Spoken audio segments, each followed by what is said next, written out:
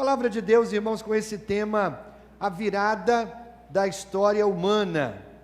Irmãos, na última mensagem, nós focamos em uma parte de João 3,16. Na parte que diz, porque Deus amou o mundo de tal maneira. Nós focamos no tema, o amor de Deus, a força mais poderosa do universo. Nós pensamos a respeito disso. Porque João 3,16, irmãos, é uma verdade bíblica tão estratégica, que eu preciso voltar a ele e pensar sobre ele mais um pouquinho. Hoje essa será uma mensagem diferente do meu estilo habitual. Eu vou contar hoje toda a história do Evangelho em uma única mensagem. Você vai acompanhar aí no seu GAM. Eu dividi essa mensagem em capítulos, para que a gente pudesse entender melhor. Mas quando eu comecei a planejar a mensagem, essa história foi se dividindo cada vez mais e mais. Então são capítulos curtos sobre a história do Evangelho. Vamos olhar novamente para João 3,16. João 3,16, na versão revista e corrigida. Vamos juntos? Porque Deus amou o mundo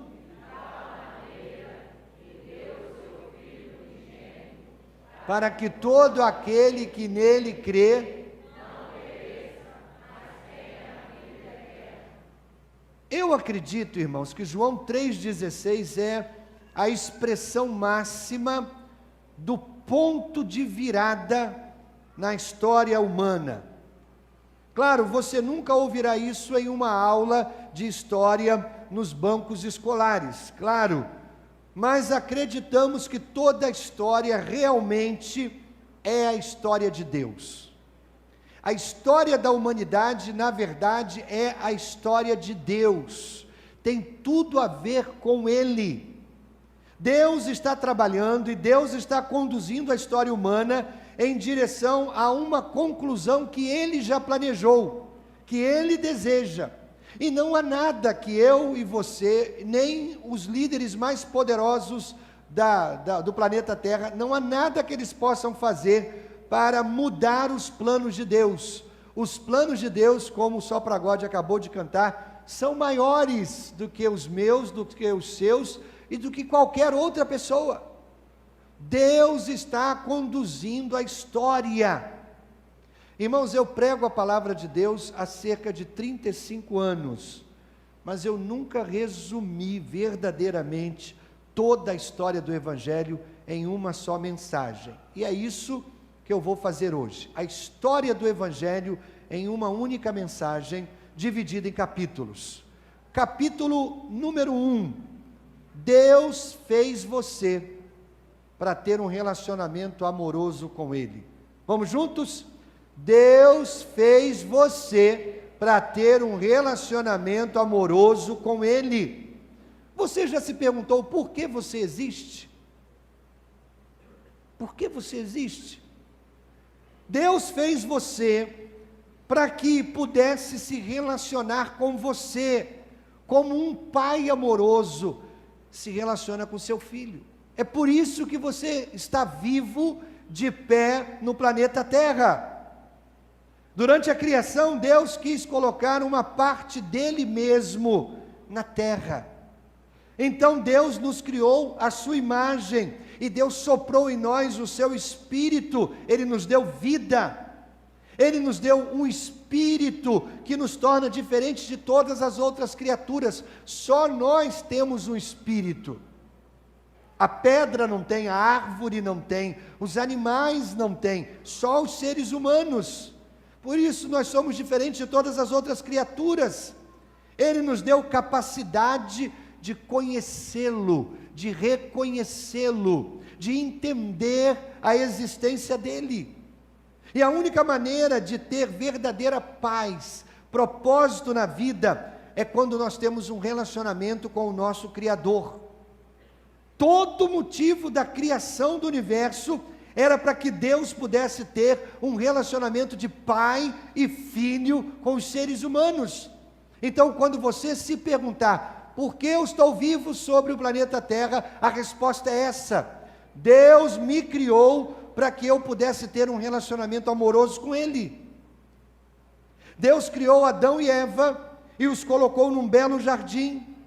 Deus disse que eles desfrutassem de todos os frutos do jardim, exceto de uma única árvore. A gente lê em Gênesis capítulo 3 que Deus andava pelo jardim à procura de Adão, à procura de Eva, no frescor do dia. Você pode imaginar isso? Isso é uma das imagens mais belas que eu encontro na Bíblia. Deus andava com Adão e Eva no frescor do dia. A razão pela qual Deus criou Adão e Eva foi para que ele pudesse ter um relacionamento com eles. Você pode imaginar como deve ter sido para eles andar com Deus no frescor do dia? Como deve ter sido? A Bíblia diz que eles estavam nus, mas eles não sentiam vergonha. Nós não saberemos até chegarmos ao céu, mas eles podem ter andado com Deus por milhares de anos, falando com Deus, conversando com Deus, tendo um relacionamento íntimo, amoroso com Deus, relacionamento de pai e filho. Na Bíblia nós vemos outro personagem, chama-se Enoque, o primeiro profeta. Ele viveu 5.000 anos atrás. A Bíblia diz assim: Enoque andou com Deus. Enoque existiu 7 gerações depois de Adão, mas ele foi a primeira pessoa desde Adão que a Bíblia diz que andou com Deus. Significa, mais uma vez, Enoque teve um relacionamento íntimo, amoroso com o seu Criador, relacionamento tipo pai e filho. O profeta Miqueias mostra o que é bom, o que Deus exige de nós: agir com justiça, amar a misericórdia, andar humildemente com Deus. Deus deseja isso. O propósito de Deus para mim e para você não mudou, meu irmão. Deus deseja andar com você, e Deus deseja que você ande com Ele. Deus quer que possamos andar com Ele num relacionamento pessoal. João 3,16 nos diz que quando confiamos em Jesus, nós recebemos a vida eterna. O que é a vida eterna, irmãos? A vida eterna não se refere a um período de tempo. Quando a gente pensa em vida eterna, a gente pensa assim: vida eterna é vida que não termina, é vida que não tem fim, é vida para sempre. Não, irmãos, vida eterna não é isso. Não é uma referência a uma quantidade de tempo. Vida eterna é uma referência à qualidade de vida. Quando você confia em Jesus, nós podemos conhecer Deus de uma maneira pessoal através de Jesus. Isso é vida eterna. Qual é a definição que Jesus dá à vida eterna? Na noite anterior à sua crucificação, Jesus diz o que é a vida eterna. Ele diz assim: e a vida eterna é essa, que conheçam a Ti. Vida eterna é conhecer a Deus. Vida eterna é ter um relacionamento com Deus. Vida eterna que conheçam a Ti, só por único Deus verdadeiro, e a Jesus Cristo a quem enviaste. Vida eterna não é vida para sempre, irmãos. Vida eterna é ter conhecimento de Deus, relacionamento com Deus, andar com Deus. Deixe-me dizer isso novamente: religião não pode salvar você, é preciso relacionamento com Deus. Relacionamento com Deus. Religião é a busca do homem por Deus. Cristianismo é Deus procurando um relacionamento amoroso com cada ser humano que já caminhou sobre a face da terra. Você tem vida eterna?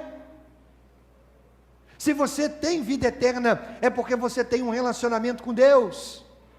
Você tem um relacionamento com Deus? Se você tem um relacionamento com Deus, significa que você tem vida eterna.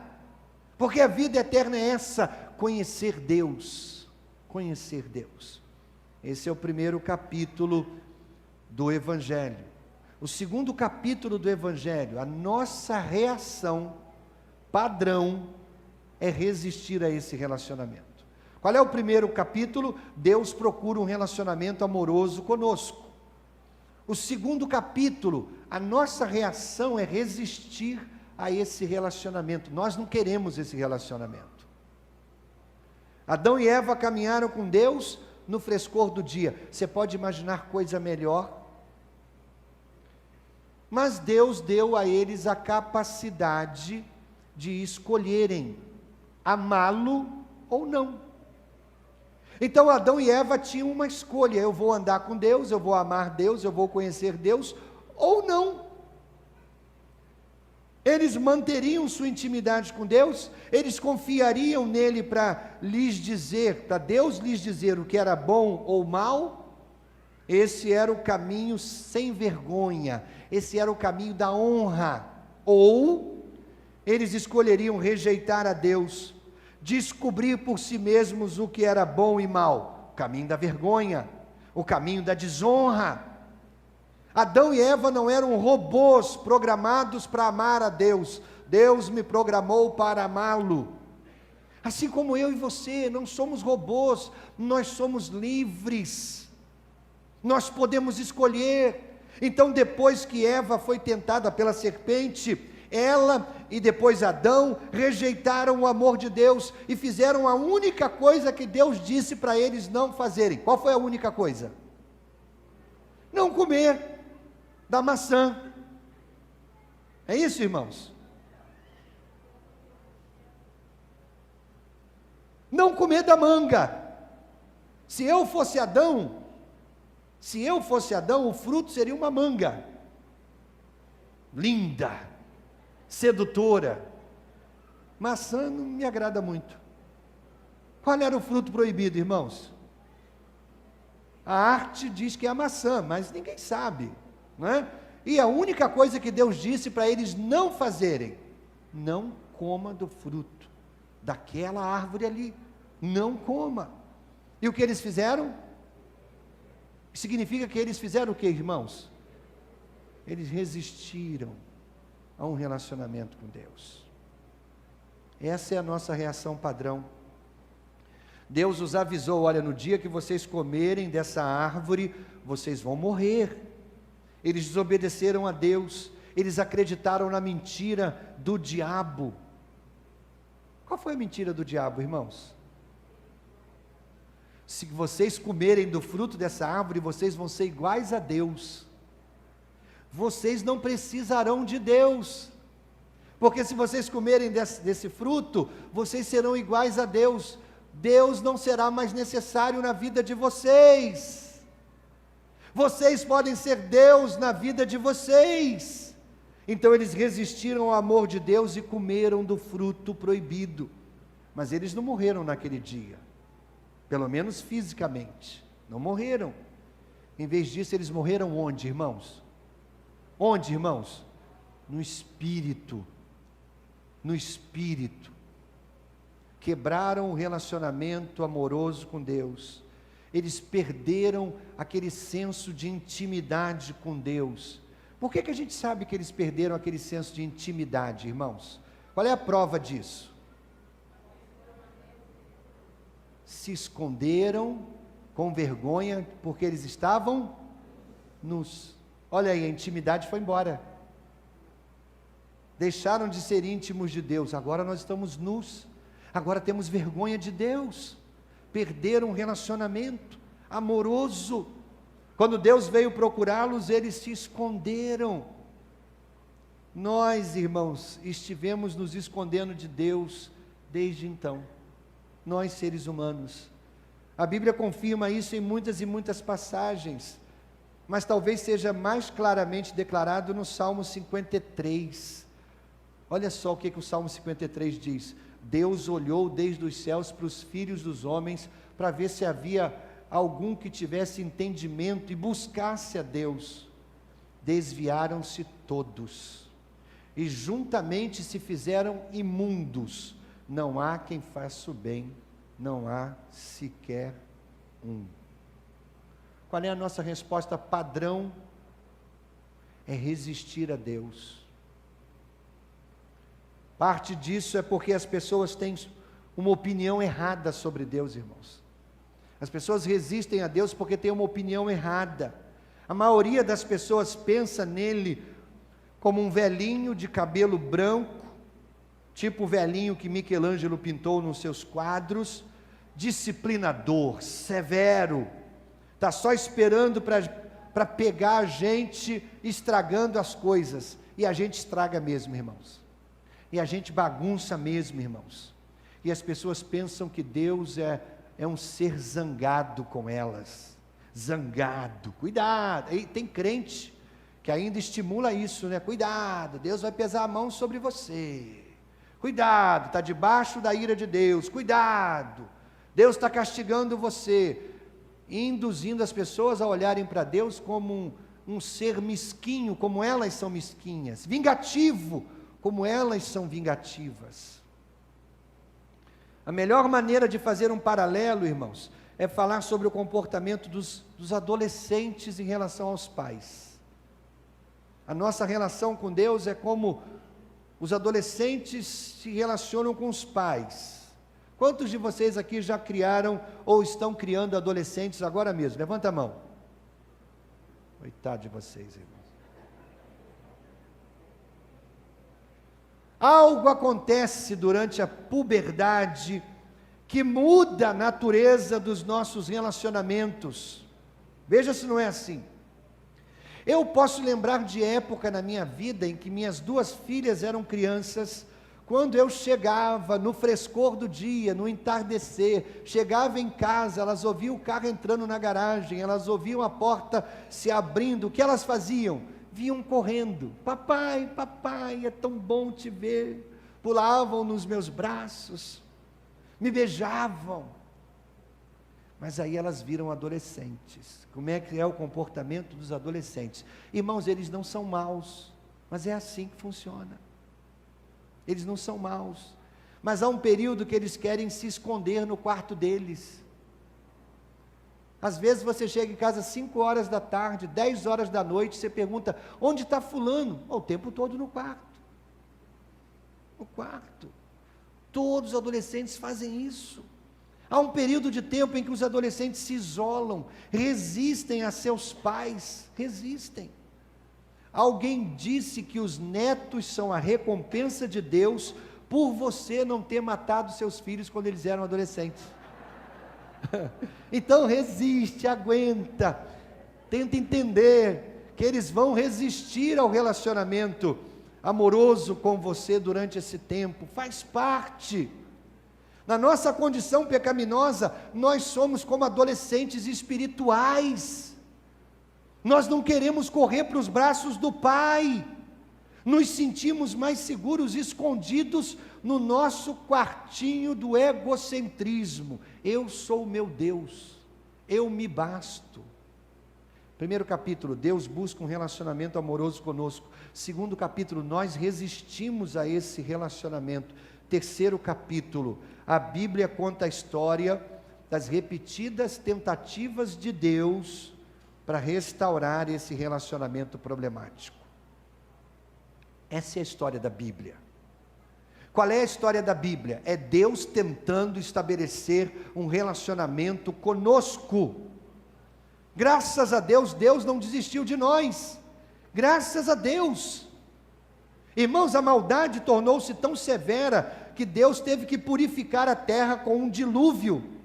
Mas mesmo nesse julgamento, Deus teve um relacionamento amoroso com Noé e a sua família. Então Deus estabeleceu um relacionamento com outro casal chamado, depois de Noé, outro casal que Deus fez um pacto, foi com, isso mesmo, todos juntos, Abraão e Sara. Vocês estão sabendo Bíblia, isso é bom demais. Bíblia chama Abraão de quê, irmãos? Amigo de Deus, amigo de Deus. Deus escolheu Abraão, Deus escolheu Sara para serem pais de uma nação inteira. Que nação é essa? na nação de Israel. Essa nação deveria ser uma bênção para todas as outras pessoas da terra, refletindo a natureza moral, ética, amorosa de Deus. Mas através dos séculos, esse foi mais um relacionamento difícil. E os israelitas se comportaram como adolescentes mimados. Deus lhes deu os 10 mandamentos, eles quebraram todos os 11. Quebraram. Deus lhes deu uma terra própria, com vista para o mar Mediterrâneo, eles arruinaram, indo atrás de outros deuses pagãos, de nações pagãs. Durante todos esses momentos de rebelião adolescente, Deus enviou repetidamente profetas para chamá-los de volta a Ele. Às vezes eles se revoltavam tanto com os profetas de Deus, que eles matavam os profetas. Às vezes eles voltavam para Deus, Deus os abençoava. E aí, sob Davi e Salomão, eles agora são o poder mundial. Qual é a nação mais poderosa na época de Davi e Salomão? Israel. Mas na maioria das vezes, eles ignoraram as palavras dos profetas, eles mataram os profetas. O relacionamento deles com Deus espiralou para baixo, até que a nação foi finalmente destruída e enviada para o exílio. Eventualmente Deus os trouxe de volta, mas agora, quando eles voltaram, eles eram apenas uma sombra do que eles foram no passado. Uma nação fraca. Deus, desde o início, Deus tinha um plano melhor, irmãos, melhor. Deus prometeu que enviaria um rei, seria mais do que um rei militar político. Ele prometeu que esse rei seria alguém que libertaria as pessoas dos seus pecados. Então o Antigo Testamento termina com promessas não cumpridas da vinda de um rei. Mas esse não foi o fim da história. Então a história da Bíblia é Deus buscando esse relacionamento com os homens. Essa é a história da Bíblia. E aí a gente chega no capítulo 4. A maior tentativa de Deus de restaurar o nosso relacionamento foi enviar o seu Filho. João 3,16 é sobre isso. É o ponto de virada da história humana. Vamos juntos novamente? Porque Deus...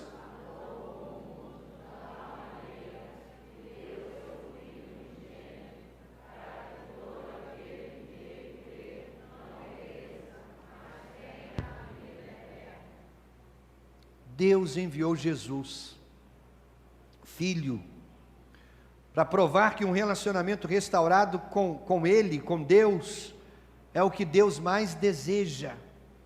Mas isso também prova que um relacionamento restaurado com nosso Pai é o que nós mais precisamos. O que Deus mais deseja, um relacionamento conosco. O que nós mais precisamos, um relacionamento com Deus.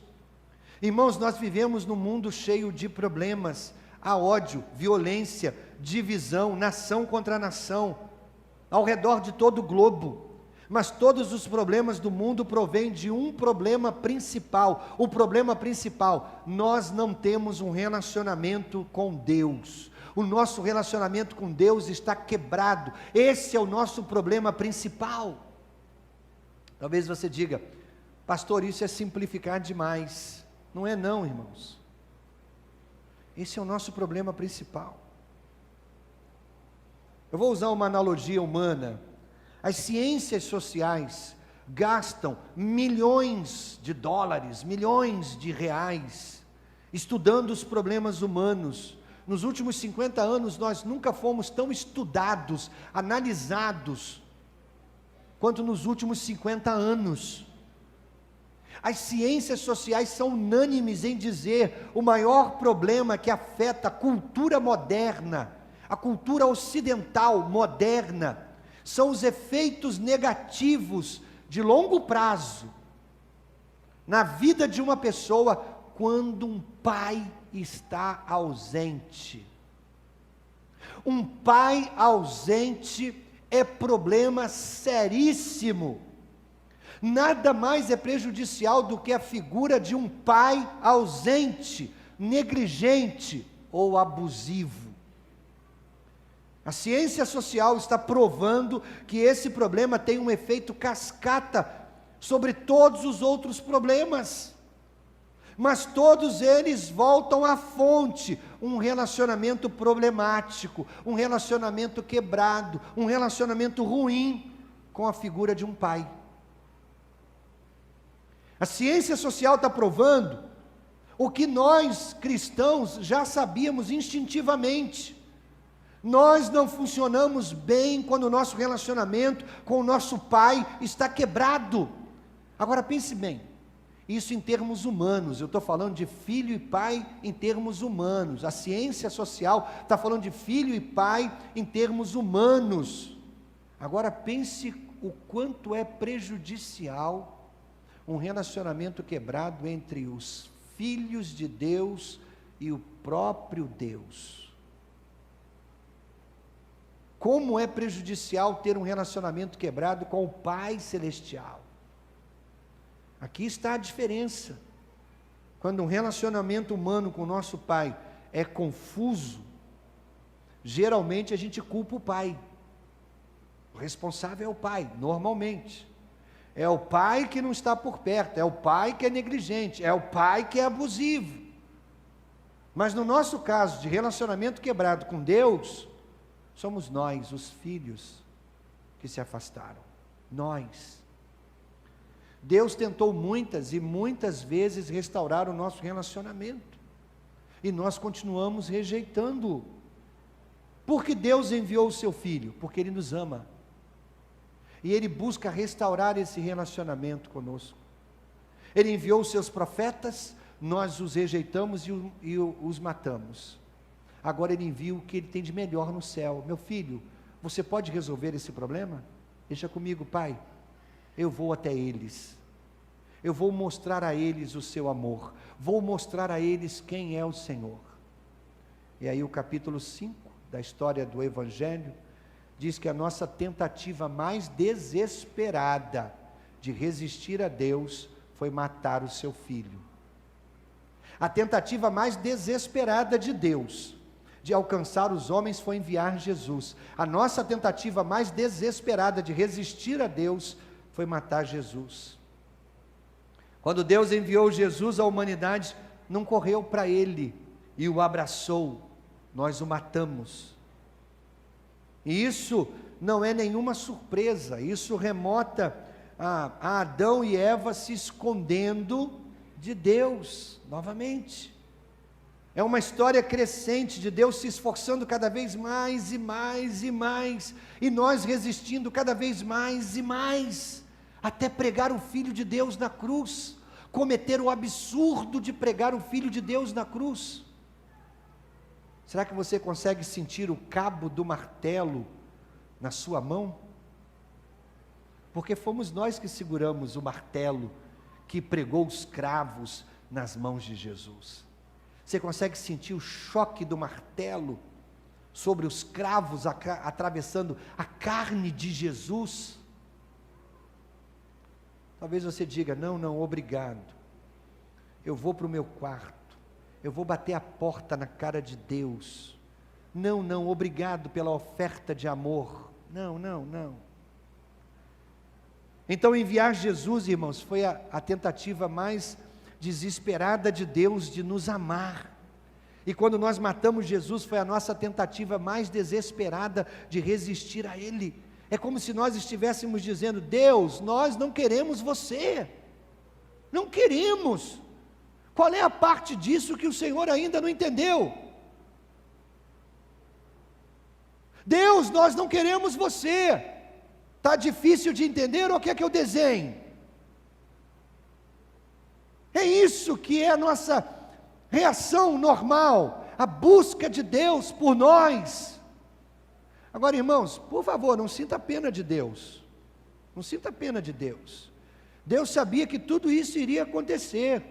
Jesus era o Cordeiro de Deus morto desde a fundação do mundo. Ele já sabia.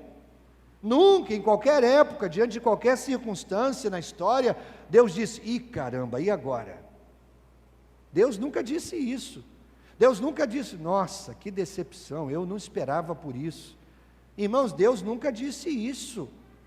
Se fosse aí que a história humana terminasse, com a gente matando Deus, seria uma história muito triste. Mas nós sabemos que a história não termina aí. Então Deus manda o filho dele para restaurar o relacionamento. Nós matamos o filho dele e chegamos ao 6º capítulo. A ressurreição é a promessa de Deus de que nunca Deus deixará de perseguir um relacionamento amoroso conosco. Nossa, olha só, desde o jardim do Éden o homem está dizendo: Deus, eu não quero. Atravessa todo o Antigo Testamento com a nação de Israel, a fundação da nação, os profetas. Isso é tentativa de Deus de buscar o homem. Entra o Novo Testamento, Deus envia o seu filho, o ápice da tentativa de restaurar o relacionamento. A gente mata o filho dele, era para ele dizer assim: chega, basta. Mas o que Deus faz? Ele prova mais uma vez que Ele nunca deixará de perseguir um relacionamento amoroso conosco, porque Ele faz o seu filho ressurgir. Todos nós sabemos, irmãos, que a cruz não é o fim da história. Deus ressuscita Jesus dos mortos. Foi a maneira de Deus dizer: olha, não importa quantas rodadas você queira ir, mas eu vou vencer no final, porque eu sou maior e eu sou mais forte. Faça o seu pior e eu vou mostrar o meu melhor. Faça o seu pior, eu suporto. Irmãos, a razão pela qual a Bíblia é um livro tão longo, irmãos, é porque ela conta a história de que Deus nunca desistiu de perseguir um relacionamento conosco. É a história dos repetidos esforços de Deus para restaurar esse relacionamento amoroso que o nosso pecado havia quebrado. Mas, caso contrário, a Bíblia poderia ter aí 2, 3 capítulos, um livro pequenininho. Mas Deus não desistiu. Deus criou os seres humanos porque Deus queria amá-los. Eles não amaram de volta. Isso deveria ser o fim. Mas em vez disso, Deus continuou tentando, não desistiu. Deus não vai desistir de você. Eu cheguei à compreensão, irmãos, que ir para o inferno é muito difícil. Ir para o inferno é muito difícil. Só vai para o inferno quem quer muito ir para o inferno. Porque Deus faz todos os esforços possíveis e inimagináveis para você ir para o céu, viver eternamente com Ele. Ele não desiste de você, mesmo que você seja um ladrão, bandido, sem vergonha, crucificado numa cruz, ao lado dele. No seu último suspiro, se você tiver ainda força, consciência para pedir socorro, Ele salva você. Ele salva você. E leva você para viver no céu como todos os santos do passado estão vivendo. Isso me surpreende, irmãos. Isso me escandaliza. Porque no céu eu vou ver algumas pessoas que, me perdoe a franqueza, eu mandaria para o inferno. Mas Deus levou para o céu. E no céu, se tiver espelho, não tem espelho no céu, eu vou olhar para o chão refletindo a minha imagem. Cara, você está aqui no céu. Deus não te mandou para o inferno, cara. Porque Deus tenta de tudo, até o limite final, e extrapola o limite final, para alcançar um relacionamento conosco. Os adolescentes são mal-humorados, não é? Já falei do relacionamento pai e adolescente, mas as crianças, irmãos, são birrentas, mimadas. A nossa resistência a Deus também é uma resistência infantil. Eu li a história de um pai e do seu filho, de 4 anos, o filho fazendo pirraça no supermercado, porque o pai se recusou a comprar um brinquedinho para ele. e ele fazendo a maior pirraça. Enquanto o garoto estava gritando, o pai pega o garoto nos braços, o garoto começa a bater no rosto do pai, dizendo para o pai: eu te odeio, eu te odeio, eu te odeio. E o pai continuou apenas recebendo os golpes do filho, segurando o filho no colo, absorvendo todos os golpes. Realmente não podia feri-lo, era um menininho de 4 anos. E finalmente o menininho para e o pai diz para ele: olha, eu não gostei, mas eu aguentava muito mais, porque eu sou maior que você. Agora que você terminou, ouça bem, eu ainda amo você. Irmãos, a minha vontade era estrangular o menino, mas esse pai mostrou como Deus nos ama, porque eu e você somos esse menino. Eu e você, quantas vezes nós batemos no rosto de Deus, dizendo: não quero, e Deus suportou, e no final disse: eu aguento o seu pior, porque eu amo você, porque eu não desisto de você. A nossa repetida rebelião contra Deus é como criança batendo no pai. O nosso Deus é capaz de aguentar, e Ele sempre está lá, esperando que nos movamos para restaurar o nosso relacionamento quebrado.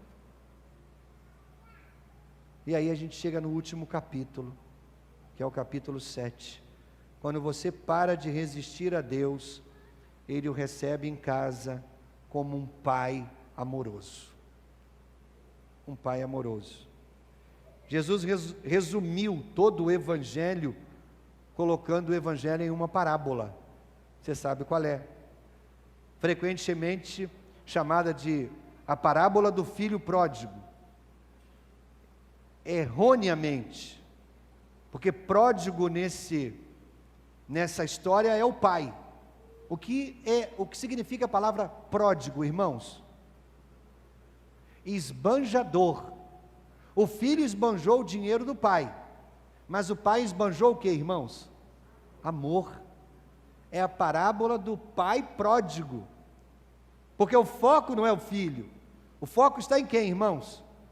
No pai, no pai. Ele é o pai amoroso, que simboliza quem? Deus. E o filho caçula simboliza quem? Nós. Então, com base no que temos falado nessa mensagem, ouça como é a história do Evangelho. É uma história de 2 personagens principais, um pai amoroso e o filho mais novo, porque tem um filho mais velho, filho mais novo. O filho mais novo provavelmente tinha aí seus 18, 19 anos. Então ele disse: pai, quando você morrer, eu vou pegar uma parte do seu dinheiro. Mas pai, eu não quero esperar até o senhor morrer. Então por que o senhor não me paga logo isso? Porque como eu planejei o meu futuro, você, pai, não está incluído no meu futuro. Eu não quero ficar nessa fazenda, eu quero sair daqui, pai, quero conhecer o mundo. Mas eu não posso sair agora porque eu não tenho dinheiro, e eu não quero esperar até que o senhor morra. Então pai, me dá o meu dinheiro agora. O que o menino estava tentando dizer? Ele estava tentando dizer o seguinte: pai, você sabe o que seria maravilhoso? Seria maravilhoso se eu tivesse o seu dinheiro sem ter que ter você. Essa é a verdade. Seria maravilhoso se eu pudesse ter o seu dinheiro sem ter você. E é assim na vida real, irmãos. Ok, o pai provavelmente teria lhe dado um tapa, mas não fez isso. Na história o pai diz: bem, meu filho, eu não quero manter você comigo contra a sua vontade. Então eu vou fazer o seguinte: eu vou te dar a sua parte do dinheiro agora. O filho disse: obrigado, pai, seria ótimo isso, mas eu acho que isso é um adeus, hein, pai? Estou indo embora. Provavelmente eu e você nunca mais nos veremos.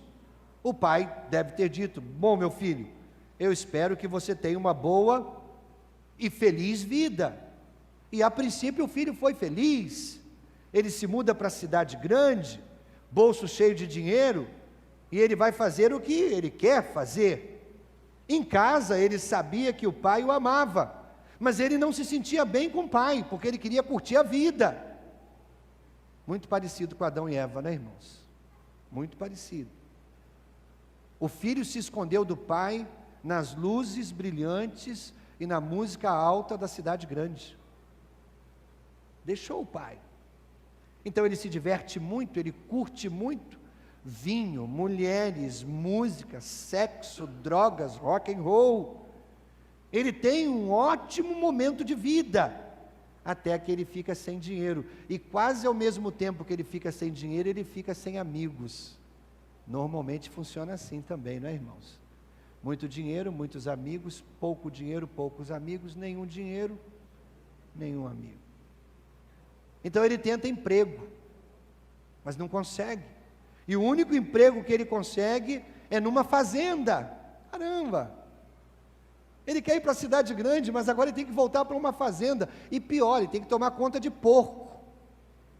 O mesmo cara que odiava a fazenda do seu pai, agora volta a trabalhar numa fazenda. E não cheira tão bem assim, porque ele vai cuidar de porcos. E o fazendeiro que o contratou não está pagando quase nada a ele, porque ele tem vontade de comer até a comida dos porcos, ele está passando fome. Então ele tem uma ideia. Um dia ele está lá trabalhando, e ele para e pensa: caramba, eu estou aqui trabalhando nessa fazenda, meu pai tem uma fazenda. Os empregados que trabalham na fazenda do meu pai ganham muito mais do que eu estou ganhando aqui.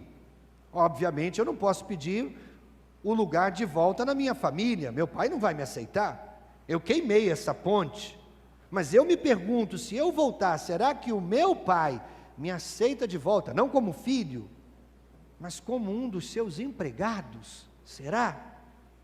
Então pelo menos eu terei dinheiro para encher a minha barriga e não passar fome. Então, com esse plano em mente, ele começa o caminho de volta à fazenda do seu pai. Jesus disse em Lucas 15, o caminho de casa, ele vai ensaiando o que ele vai falar para o pai. Ele embola um pequeno discurso: pai, pequei contra ti, pequei contra o céu, eu não sou digno de ser chamado seu filho, será que você poderia me contratar apenas como um ajudante aí na fazenda? E Jesus nos diz que, embora o filho estivesse muito longe ainda, o pai estava esperando por ele, esperando. Provavelmente o pai olhou para o mesmo caminho 50 vezes por dia, cada dia que o filho passou longe de casa. Nesse dia, o pai reconhece o filho, vindo lá longe, e ele diz: esse é o meu garoto, e ele sai correndo. As pessoas não corriam naqueles dias, irmãos, era indigno para um homem correr, mas ele correu, ele corre até o filho, ele passa o braço em volta do pescoço do filho, ele começa a beijar o filho, o mesmo filho que o rejeitou, o mesmo filho que agora cheirava mal, o pai o beija várias e várias e várias vezes. O filho apenas liga o piloto automático e começa a recitar o seu discurso: pai, pequei contra o céu, pequei contra ti, já não sou digno de ser chamado seu filho, por favor, me faz apenas um empregadinho. E na história é como se o pai não ouvisse o discurso do filho. Em vez disso, o pai é que começa a dar ordens aos seus servos: vistam nele uma túnica, coloque nele o anel com o brasão da família, coloque sandálias nos pés dele, vamos matar o bezerro gordo, porque o meu garoto estava perdido, e agora ele foi encontrado, ele estava morto, e reviveu. E Jesus disse que houve celebração, festa, e a lição foi a mesma que as duas histórias anteriores, de Lucas capítulo 15, uma ovelha perdida, uma moeda perdida. Jesus disse: há alegria na presença dos anjos, por um pecador que se arrepende. Os anjos contemplam a alegria no rosto do Pai Celestial, quando um de nós se arrepende. há alegria no céu, os anjos olham para o trono e veem o Pai sorrindo alegremente, quando um de nós se arrepende e volta para casa. Eu poderia dizer que isso se relaciona com a vida, irmãos, mas isso não seria correto. Isso não se relaciona com a vida, isso é a vida. Isso é a vida. Cada um de nós aqui é filho ou filha que um dia disse: Deus, você sabe o que realmente seria ótimo para mim? Para mim, Deus, seria ótimo se eu tivesse o seu dinheiro sem ter você. Então, Deus, eu vou levar todas as coisas legais que o Senhor me deu, vou levar comigo. Deus, eu vou levar toda a comida, bebida, família, arte, música, habilidades, capacidades, inteligência, eu vou levar tudo isso, força física, eu vou levar tudo isso é ótimo, mas eu vou pegar, e eu vou viver a minha vida do jeito que eu quero viver. Deus, eu quero suas bênçãos, mas eu não te quero. Eu quero curtir a vida, porque eu quero ser o meu Deus.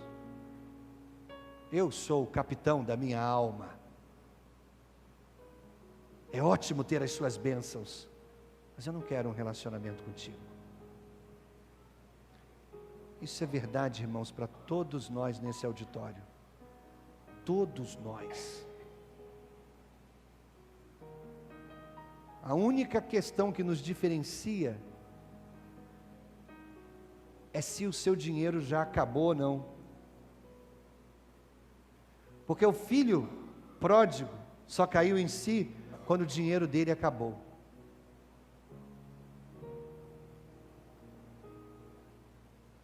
Se o seu dinheiro já acabou,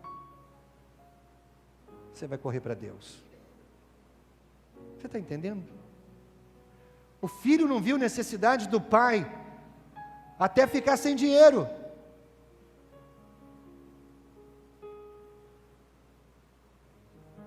Essa mensagem de hoje é mais uma tentativa desesperada de Deus para que você não entre no chiqueiro com tanta fome que deseje comer a comida dos porcos. Ele está chamando você mais uma vez para um relacionamento com Ele. Eu acho que é muito adequado a gente terminar o ano na nossa última mensagem doutrinária, bíblica, expositiva, chamando você para um relacionamento com Deus. Curva a sua cabeça, feche seus olhos.